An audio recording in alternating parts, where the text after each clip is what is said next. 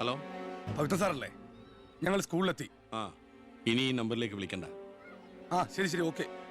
+9 = 25.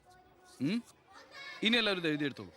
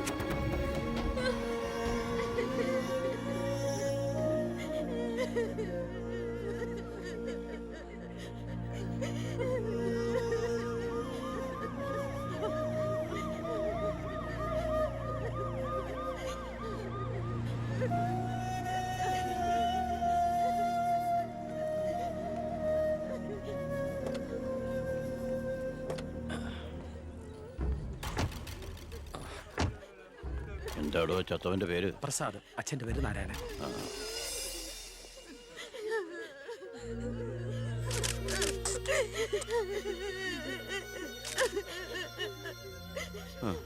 പ്രസാദിന്റെ അച്ഛൻ ഈ ഇരിക്കുന്ന. നാരായണേട്ടാ, പ്രസാദ് എപ്പോഴും പറയുമായിരുന്നു അച്ഛനെ കുറിച്ച്. വിഷമിക്കരുത്.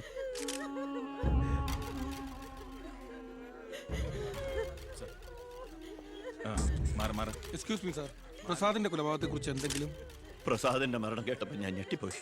പാർട്ടിക്ക് നഷ്ടപ്പെട്ടത് ചൂട് മുശിരുള്ള ഒരു സജീവ പ്രവർത്തകൻ. പാർട്ടിയുടെ സജീവ പ്രവർത്തകൻ ചുളിവിൽ ഒരു രക്തസാക്ഷി ഉണ്ടാക്കിയെടുക്കുക. ആ പാവത്തിന് രാഷ്ട്രീയം എന്തെന്ന് അറിയുമല്ല. എന്താ സാർ, കൊലപാതകയെ കുറിച്ച് വല്ല തുമ്പും കിട്ടിയോ? പട്ടാ പകൽ എല്ലാവരുടെയും മുമ്പിലിട്ട് എന്നിട്ടും പ്രതിയെ പിടിക്കാൻ പോലീസിന് കഴിഞ്ഞില്ലെന്ന് വെച്ചാൽ നാണക്കേടാണ് സാർ. താൻ എന്തിനാ എന്റെ അടുക്ക ചൂടാവുന്നേ? അധികാരമുള്ളവർ പറയുന്നത് അനുസരിക്കാൻ എനിക്ക് കഴിയൂ. അധികാരമുണ്ടോ എനിക്ക്? എങ്കിൽ താൻ പറയുന്നത് അക്ഷരം പ്രതി അനുസരിക്കാൻ ഞാൻ. രാജ്യത്തിന്റെ തന്നെ അഭിമാനമാണ്. എടോ, കൊലപാതകയെ പറ്റി വ്യക്തമായ സൂചന എനിക്ക് ലഭിച്ചിട്ടുണ്ട്. എങ്കിൽ പിന്നെ സാറിനെ അവരെ അറസ്റ്റ് ചെയ്തൂടെ? വെറുതെ അറസ്റ്റ് ചെയ്തിട്ട് കാര്യമൊന്നുമില്ല. സാക്ഷികൾ വേണം. അല്ലെങ്കിൽ കോടതിയിൽ നിന്ന് പുല്ല് പോലും ഇറങ്ങിപ്പോരും. സാക്ഷി പറയാൻ ആളുണ്ടാവണം. ആരും ഉണ്ടാവില്ല. ഉണ്ടെങ്കിലോ അധികാരികളുടെ ഒക്കെ ഉത്തരവിന് മേലെ നിന്നുകൊണ്ട് ഞാൻ പ്രതിയെ കസ്റ്റഡിയിലെടുക്കാം. ശിക്ഷ വാങ്ങിക്കൊടുക്കാം.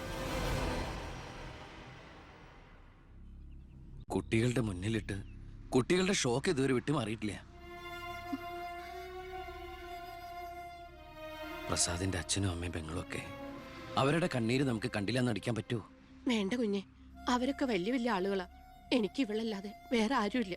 കൊള്ളാവുന്ന ഒരുത്തരെ ഇവളെ കൈപിടിച്ചു കൊടുത്ത് മനസമാധാനത്തോടെ മരിക്കണം എന്നാ എന്റെ ആഗ്രഹം.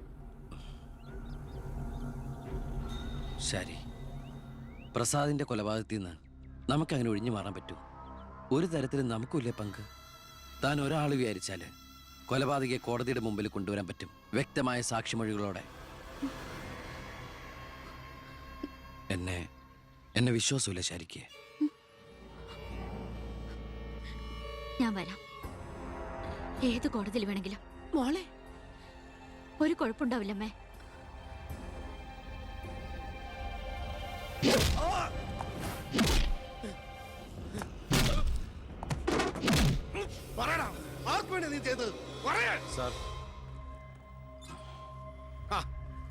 ഇവനാണ് മുഖ്യപ്രതി, വെട്ടൂർ ശിവൻ.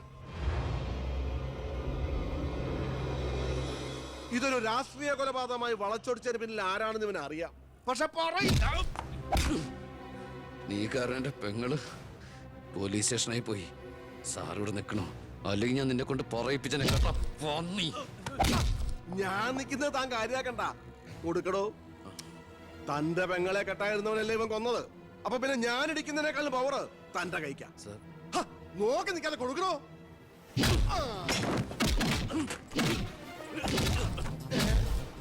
തിരിച്ചടിക്കാൻ എന്റെ അച്ചു വീടോ? ഇടിച്ചു തന്നെയോ? ഇടിക്കടോ.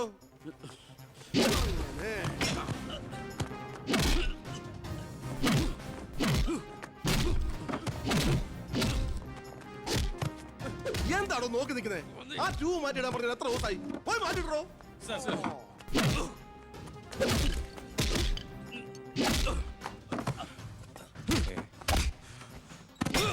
എന്താ സാർ?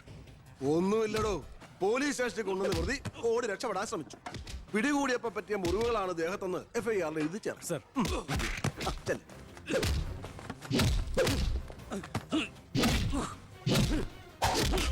പറയടാ, ആര് പറഞ്ഞിട്ടാണ് നീ ചെയ്തത്? പറയാൻ ആരാടാ നിന്റെയൊക്കെ പിന്നിൽ? മതി മതി. ഒരു ചാൻസ് കിട്ടിയെന്ന് വെച്ച് ഓവറാക്കരുത്. അവൻ ചത്തുപോവും. പിന്നെ ലോകമർദ്ദനം, CA സസ്പെൻഷൻ. വെറുതെ എന്തിനാ എന്റെ കഞ്ഞിയില്? തൽക്കാലം ഇവനൊന്ന് റെസ്റ്റ് എടുക്കട്ടെ. എനിക്ക് അവന്റെ മേലെ കുറച്ച് പണിയുണ്ട്. എന്നിട്ട് ഞാൻ അവനെ കൂടെ സത്യം പറയിപ്പിച്ചോളാം. താൻ ചെല്ല്.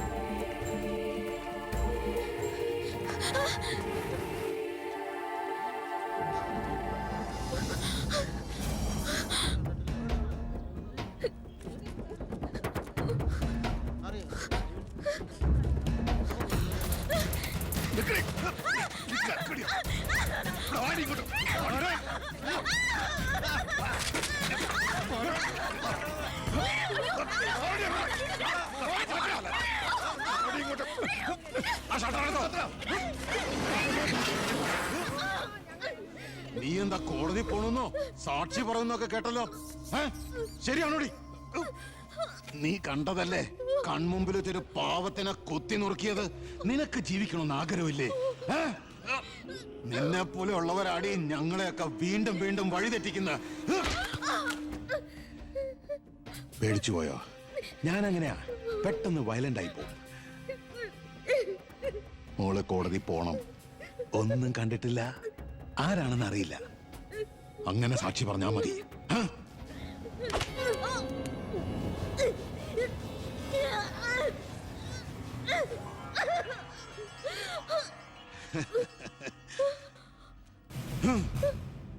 ഇനി ഇതിന്റെ പേരിൽ നമ്മൾ തമ്മിൽ കാണേണ്ടി വരരുത്.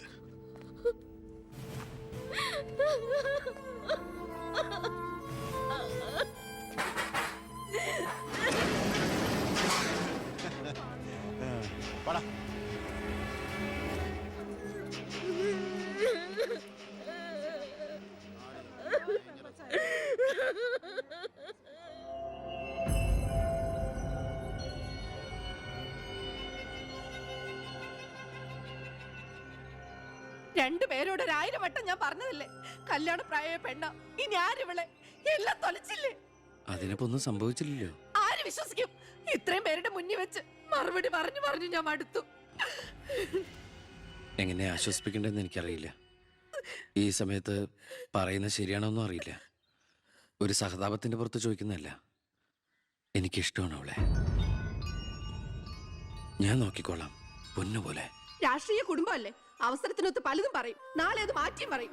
തിരിച്ചറിവില്ലാത്ത പ്രായത്തിൽ നീ കൊടുത്ത കത്ത് മേടിച്ചു എന്ന് പറഞ്ഞ് ആട്ടി പുറത്താക്കിയതല്ലേ ഞങ്ങളെ. ഇപ്പതാ സാക്ഷി പറയാൻ കൊണ്ടുപോയി അവളുടെ ജീവിതവും നശിപ്പിച്ചു. ഇനി എന്ത് വിശ്വസിച്ച അവളെ നിന്റെ കൂടെ അയക്കേണ്ടത്? കൊല്ലൂല്ലെന്ന് എന്താ ഉറപ്പ്? മന്ത്രിയുടെ മോൻ എന്ന പദവിയല്ലാതെ ഇവളെ കൊണ്ടുപോയി പോറ്റാൻ നിനക്ക് വല്ല ജോലി ഉണ്ടോടാ?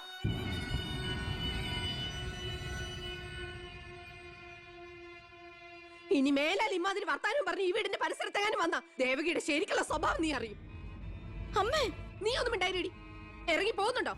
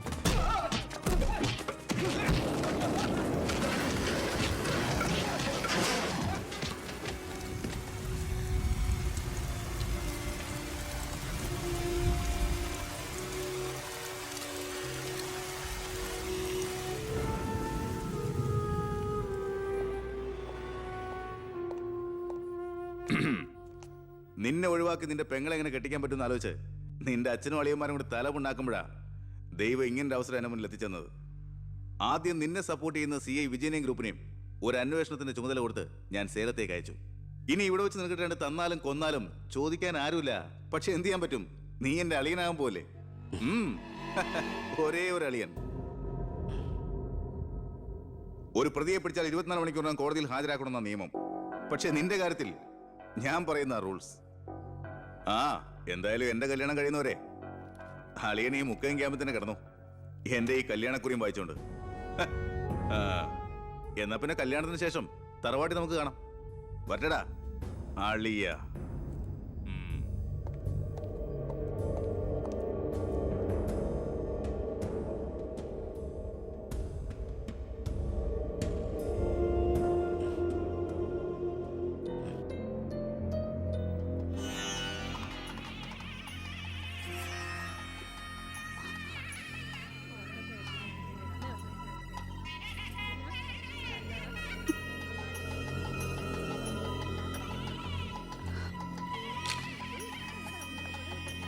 ഇതുവരെ റെഡി ആയില്ലേ?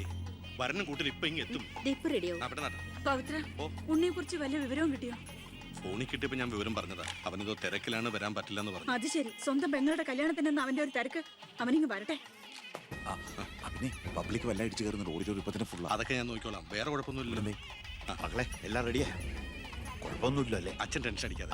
2-3 VIP സീറ്റുകൾ ഒഴിച്ചിടണം. കേന്ദ്രമന്ത്രി വിശാൽ ശർമ്മ എയർപോർട്ടിൽ എത്തിക്കാനായിട്ടും. ഓക്കെ.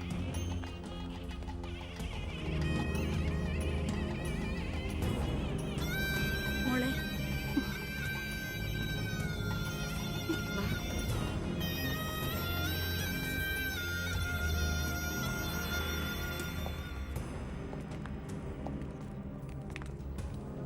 7 ദിവസം മുഖ്യം ക്യാമ്പിൽ കടത്തിയിട്ട് ജഡ്ജ്മെന്റ് പറഞ്ഞു കേട്ടില്ലേ, ഇന്നലെ ഉച്ചയ്ക്ക് കസ്റ്റഡിയിലെടുത്താണെന്ന്. എന്തായാലും FIR ശിക്ഷ ഇളവ് കിട്ടാനുള്ള ചാർജേ ഉള്ളൂ. നിന്നെ ഒഴിവാക്കി നിന്റെ പെങ്ങളുടെ കല്യാണം നടത്താനുള്ള തന്ത്രമായിരുന്നു അതിന് പിന്നിൽ. അത് വെറും കല്യാണമായിരുന്നില്ല. കേന്ദ്രം ഭരിക്കുന്നവരടക്കം കേരളത്തിലെ സകല മന്ത്രിമാരുണ്ടായിരുന്നു. ആരുണ്ടായാലും എന്താ, ഒരേ ഒരു മകനെ ജയിലിൽ അടച്ചിട്ടല്ലേ.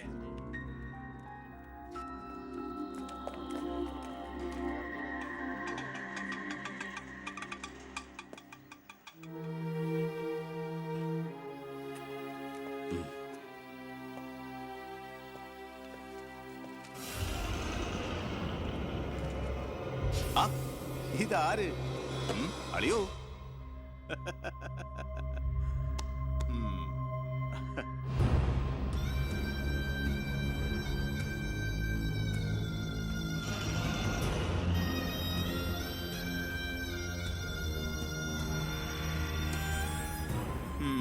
ഒരു ദൂരയാത്ര കഴിഞ്ഞ് വരുന്ന ലക്ഷണമുണ്ടല്ലോ. അളിയൻ ഇത്രയും ദിവസം എവിടെയായിരുന്നു?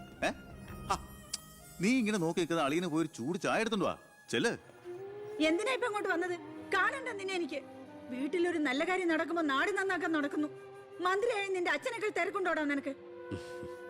ഞാനില്ലായിരുന്നെങ്കിൽ എന്താമേ, ഇവിടുത്തെ കാര്യങ്ങളൊക്കെ ഭംഗിയായിട്ട് നടത്താൻ എല്ലാരും ഉണ്ടല്ലോ. എത്തിയോ വിമതൻ? വിമതൻ. ചെറുപ്പകാലത്ത് ആവേശമായിരുന്നു എനിക്ക് എൻ്റെ അച്ഛൻ. മനസ്സുകൊണ്ട് രാഷ്ട്രീയ ഗുരുവെ കണ്ടിട്ടാ ഞാൻ രാഷ്ട്രീയത്തിലേക്ക് ഇറങ്ങിയത്.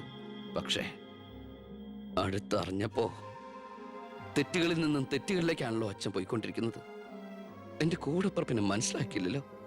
വളരെ വിഷമമുണ്ട്, സഹതാപമുണ്ട്.